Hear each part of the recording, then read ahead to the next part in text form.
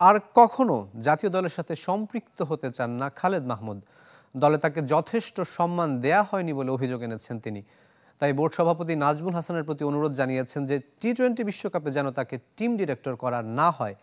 এদিকে লিটনকে ক্রিকেটে আরও মনোযোগী হওয়ার পরামর্শ দিয়েছেন খালেদ মাহমুদ। আমি কালকে শান্তকে হাসতে হাসতে বলছিলাম যে তোর ন্যাশনাল টিম থেকে আমার আবহনী এখন স্ট্রং। তো জাতীয় দল এখন শান্তর, খালেদ মাহমুদের শুধুই আবাহ নেই। একটা সময় জাতীয় দল নিয়ে যতটা আবেগ কাজ করত, এখন আগ্রহ নেই বললেই চলে। বিশেষ করে গেল বছর ওয়ানডে বিশ্বকাপ থেকে টিম ডিরেক্টর হিসেবে দলে থাকলেও তার কার্যকারিতা ছিল শূন্যের কোটায়।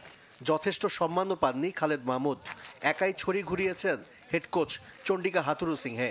আমি বিয়ন্ড দিস, আমি হয়তোবা হাতুরা সিং হয়তো ওয়ার্ল্ডের সেরা কোচ হতে পারে, that doesn't matter to me. আমার কাছে আমি বাংলাদেশে আমি রেসপেক্টেবল কোচ, আমার প্লেয়াররা অনেক রেসপেক্ট করে আমাকে, আমার একটা আছে, সুতরাং I don't want to lose my respect anymore. আসলে যে কারণে টি-20 বিশ্বকাপে ক্রিকেটারদের সাথে যুক্তরাষ্ট্রের ভিসা করাতে দেননি খালেদ মাহমুদ। জাতীয় দলের সাথে আর কোনোভাবেই নিজেকে জড়াতে চান না সাবেক অধিনায়ক। গণমাধ্যমের মাধ্যমে বোর্ড সভাপতির কাছে অনুরোধও জানিয়েছেন তিনি। না, আমি মনে হয় সলিউশন না এখন বাংলাদেশ ক্রিকেটের। আমার বাংলাদেশ হ্যাভ বেটার সলিউশনস। তা আমি মনে করি যে আর আমি এটা ইন্টারেস্টেড না এনিমোর। মানে I think I have better job to do what I done last world cup. আমি মনে করি আমার ক্রিকেট ক্যারিয়ারের সাথে ওই কাজটা যায় না আসলে। আই ডু এগ্রি যে পাউন ভাইকে আমি এখনও সেই সম্মানটাই করি বা ওনার কথা আমি ফেলতে পারবো না, but I will Hanbali request যে আমাকে যদি উনি কোনো রিকোয়েস্টই না করেন এই বিষয়ে কাজ করার জন্য। লেজেন্ডস অফ রূপগঞ্জের বিপক্ষে শেষ ম্যাচে আবাহনীর হয়ে খেলেননি লিটন দাস। নিজের অফ ফর্মের কারণে ক্রিকেট থেকে সাময়িক বিরতি নিয়েছেন এই উইকেট রক্ষক ব্যাটার। টাইগার ওপেনারের সমস্যা ভাবাচ্ছে খালেদ মাহমুদকেও। লিটনকে একজন টিমমেট হিসেবে গড়ে ওঠার পাশাপাশি ক্রিকেটে আরও মনোযোগী হবার পরামর্শ এই বোর্ড পরিচালকের।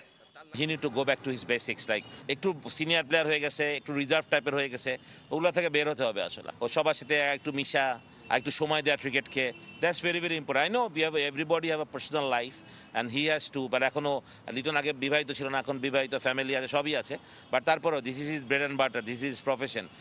তাসকিন, শরীফুল, খালেদ, তানজিম সাকিবরা আবাহনীতেও দুর্দান্ত। ক্লাব ক্রিকেটে একই দলে খেলায় তাদের মধ্যে বন্ধনটা আরও দৃঢ় হচ্ছে। টি-20 বিশ্বকাপে যার সুফল পাবে বাংলাদেশ, বিশ্বাস খালেদ মাহমুদের। আশরিক রুদ্র, চ্যানেল 24, ঢাকা। এবার জানাবো ঢাকা প্রিমিয়ার লিগ ক্রিকেটের খবর। বৃষ্টির বাধা দিয়ে শেষ হলো ঈদের আগে প্রথম পর্ব। 3 ম্যাচই শেষ হয়েছে ডাকওয়ার্থ লুইস মেথডে। সুপার লিগের সমীকরণে ভালোভাবে টিকতে রইল শাইনপুকুর ক্রিকেট ক্লাব, আর 80 রানে হারিয়েছে তারা গাজী গ্রুপকে। আর রূপগঞ্জ টাইগার্স 31 রানে ব্রাদার্স ইউনিয়নকে, আর সিটি ক্লাব 2 উইকেটে হারিয়েছে পার্টেক্স স্পোর্টিং ক্লাবকে। সহকারী কোচের ভূমিকায় দেখা যেতে পারে আব্দুল রাজ্জাককে। নিউজিল্যান্ডের বিপক্ষে আসন্ন টি-20 সিরিজে দলের দায়িত্ব নিচ্ছেন এ দুজন একই সঙ্গে নির্বাচক প্যানেলেও কাজ করেছেন। তবে দীর্ঘমেয়াদে কোচ হিসেবে বিদেশিদের নিয়োগ দিচ্ছে পিসিবি। টেস্ট আর ওয়ানডে টি-20 ফরম্যাটে থাকছে আলাদা কোচ। লাল বলের কোচ হওয়ার দৌড়ে সবচেয়ে এগিয়ে রয়েছেন জেলসন গিলেস্পি, আর সাদা বলে পাকিস্তান ক্রিকেট বোর্ডের প্রথম পছন্দ গ্যারি কার্স্টেন। তবে দক্ষিণ আফ্রিকানের আইপিএল ব্যস্ততার কথায় বেশি দূর এগোয়নি। এদিকে পেস বোলিং কোচ হিসেবে ওমর গুল আর স্পিন বোলিংয়ের দায়িত্বে দেখা যেতে পারে সাইদ আজমলকে।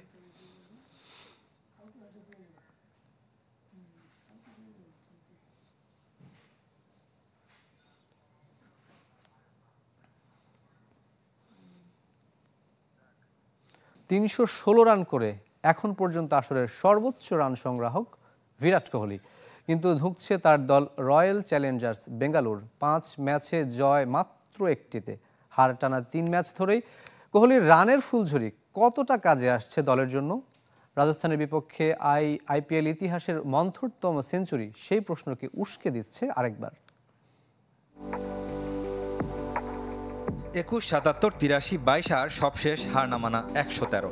আইপিএলের 5 ম্যাচে বিরাট কোহলির স্কোরগুলো জানান দিচ্ছে কতটা ধারাবাহিক এই ব্যাটার। কিন্তু কিং কোহলির পারফরমেন্সের সাথে সমান্তরালে চলেছে তাকে নিয়ে সমালোচনা। তার দল রয়্যাল চ্যালেঞ্জার্স বেঙ্গালুরু হারের বৃত্তে বন্দী।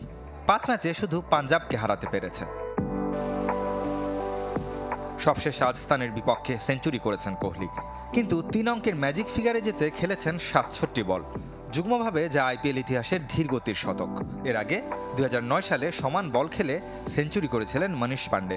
তবে ভেস্তে গেছে কোহলির 100 রানের ইনিংস। বাটলার, স্যামসনদের ব্যাটে সহজ জয় পেয়েছে রাজস্থান। নিজে ধারাবাহিক হলেও দলের জন্য ভূমিকা রাখতে না পারায় কোহলিকে খোঁচা দিয়ে টুইট করেছেন পাকিস্তানের সাবেক পেসার জুনায়েদ খান। ধীরগতির সেঞ্চুরির জন্য অভিনন্দন জানিয়েছেন। শুধু তাই নয়, স্বদেশি বীরেন্দ্র সেবাগেরও সমালোচনার শিকার হয়েছেন তিনি। অবশ্য কোহলিকে কাঠগড়ায় দাঁড় করানোর যথেষ্ট কারণও আছে। 100-র বেশি গড় নিয়ে সবাইকে ছাড়িয়ে বিরাট কোহলি। 200 রানও নেই দ্বিতীয় স্থানে থাকা রায়ান পরাগের। কিন্তু সেরা 5 ব্যাটারের মধ্যে শুধু বিরাট কোহলির স্ট্রাইক রেট 150-এর নিচে। বিধ্বংসী ইনিংস খেলার বয়স পেরিয়ে গেছে কোহলির, মনে করছেন ক্রিকেট সমালোচকেরা। রেদওয়ান শুয়েব, চ্যানেল 24। সুপার 6-এও মেরিনার ইয়াংসের কাছে হারল আবাহনী। 2-1 গোলে জিতেছে চ্যাম্পিয়নরা। মাওলানা ভাসানী স্টেডিয়ামে গোল শূন্য ছিল প্রথম কোয়ার্টার।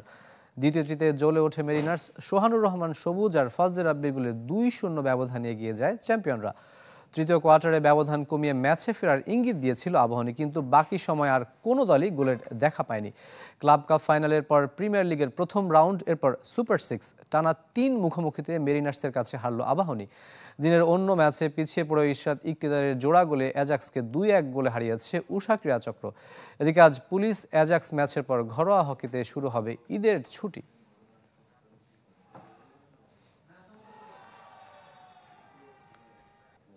রোমা ফুটবলার জিয়ানলুকা মানচিনির বিরুদ্ধে তদন্ত শুরু করেছে ইতালিয়ান ফুটবল ফেডারেশন। শনিবারে সেন্টার ব্যাকের একমাত্র গোলে নগর প্রতিদ্বন্দ্বী লাৎসিওকে হারিয়ে দানিয়েল দে রোসির দল। ম্যাচ শেষে বুনো উল্লাসে মাতেন ম্যানচিনি, যার ধরন ছিল দৃষ্টিকটু।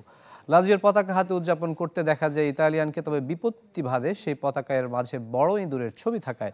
লাৎসিও অধিনায়ক সিরো ইমোবিলে এই বিষয়টিকে ভালোভাবে নেননি। এ ধরনের উদযাপন অসম্মানজনক বলে জানিয়েছেন তিনি।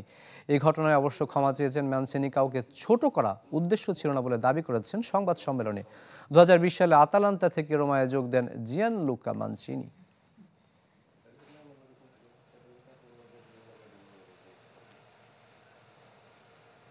এই ছিল কুল স্পোর্টস 24-এ। খেলার সব আপডেট ও রিপোর্টগুলো দেখতে ভিজিট করুন facebook.com/sports24team এই পেজে।